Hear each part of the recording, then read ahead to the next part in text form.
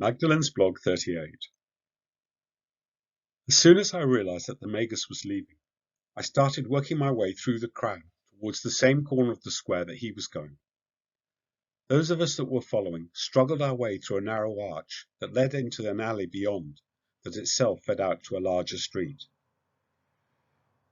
Turning left into this wider way, I could see that the Magus was no longer held shoulder high, but he and his entourage were some distance ahead.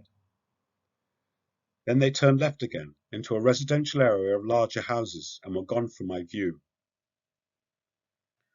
When I reached the turn, I had become just one more person in a large straggling procession. I could see the house where the Magus was apparently staying a short distance up that street. As we got closer, he seemed to be giving some kind of audience in the entrance space in front of the house. Though I couldn't see the Magus, what I could see was the aquiline profile of Saul searching through the crowd over the retaining wall.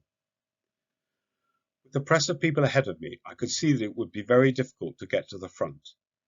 And with Saul scanning the people for undesirables, I knew I would not get inside the house, let alone to get to speak to the Magus himself. What should I do? My mind was in an excited state, with thoughts flying this way and that like a weaver's bobbin. And as a pattern started to emerge, it suddenly became clear what I needed to do. I turned back the way we had come. The Magus had said that he was going to work through his sons, that we should learn from them.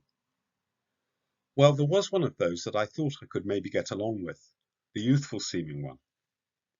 He had also been the one that the Magus had told to pick up the magical shower of coins and take them to the synagogue.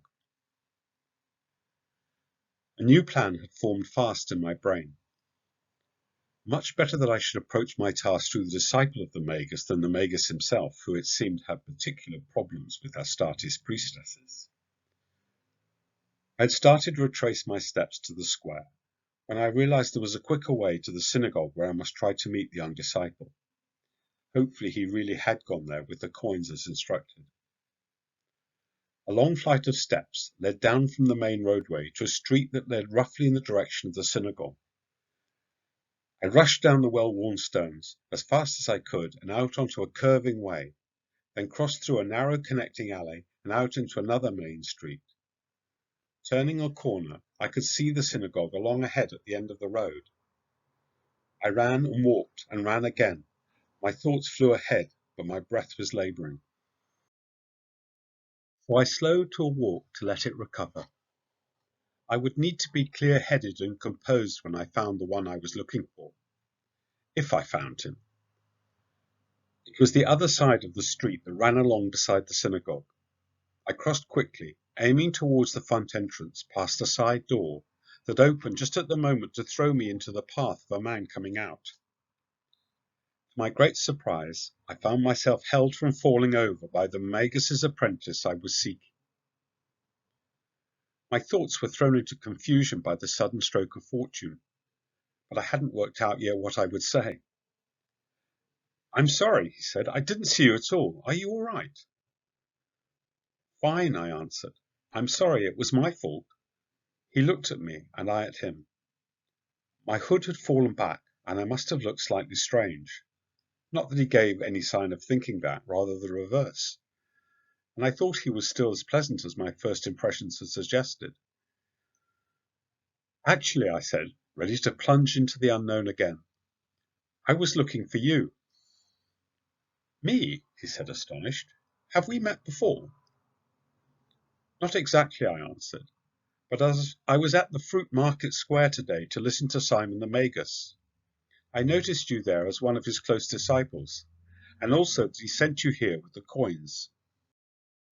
"Oh, yes." He looked at me again, obviously trying to gauge what I wanted. "Are you very poor?" I laughed. "No, that is not why I sought after you. Perhaps my disguise as a poor youngish widow was lingering longer than I imagined. It wasn't that at all." "What then?" I think he may have blushed a little. He still seemed nice enough, and I didn't want to embarrass him.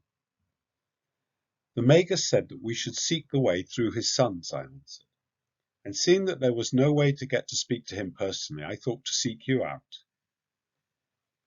He looked at me questioningly. Certainly he had not been expecting this. My name is Mary, I added. My friends call me Magdalene. Oh, really? Are you from Magdala? His look changed to surprise. I have family at Bethany in Judea. I'm called Johannes. An old lady in black shuffled past us by the synagogue wall, and we both glanced at her, though she didn't look up. He looked back at me, with one eyebrow raised. How come you're in Antioch? I asked quickly, before he asked me the same question. I wasn't sure how I was going to answer this yet. I live here. My father is a silversmith, and I help him in the shop mostly. His family have been here for 3 generations. He met my mother on a pilgrimage to Jerusalem. There was a short silence, as we both wondered where this was going. A fly was buzzing round him, and he flapped at it, till it came and started flying around me. What does he think of the Magus and his teaching? I asked, but regretted it immediately, as it was none of my business, and was almost certainly going to be a difficult subject. Not a lot, actually. I've had to move out of home. We were arguing too much. He dropped his gaze, and his face took on a melancholy look. I had unwittingly touched a raw nerve. It is none of my business, I'm sorry. I moved forward to touch his arm, but thought better of it. He glanced up again and smiled, a little ruefully. It is nothing. I have my own life. But what do you think I can do for you? I hadn't found a better way of broaching the subject than hoping he would be sympathetic to my aims. I thought he might. I went straight to the heart of it. I want to be able to help people who are possessed, I said, and I believe that the Magus holds the key. I believe he controls the spirit in the same way that Solomon could, and that is what I want to learn myself. Could I tell him I was a priestess and that Saul had warned me off? I wasn't sure at all what was best. I didn't want to frighten him away, but did want to be as honest with him as I could.